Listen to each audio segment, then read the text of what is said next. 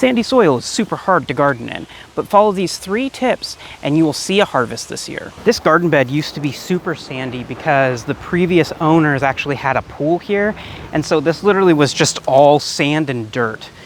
But we've been able to turn it back into a usable garden bed by changing over to no dig.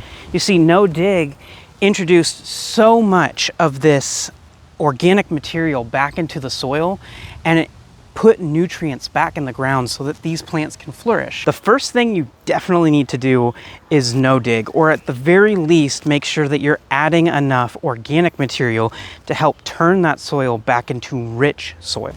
The 2 biggest reasons that you cannot grow in sandy soil very easily is because lack of nutrients and lack of water.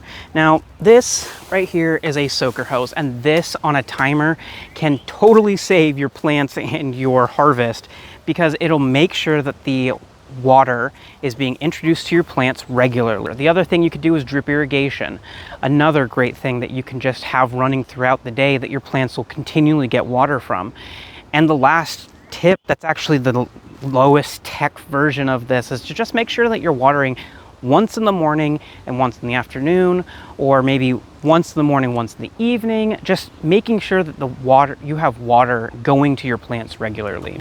So my 3rd tip is to mulch your plants. This is straw mulch on all of these plants here, and it's going to hold water and hold moisture and then introduce it back into the plant over time, instead of the ground hopefully holding onto that moisture, which when you have sandy soil, the ground doesn't hold onto the moisture. So this is a must-have for anybody gardening in sandy soil.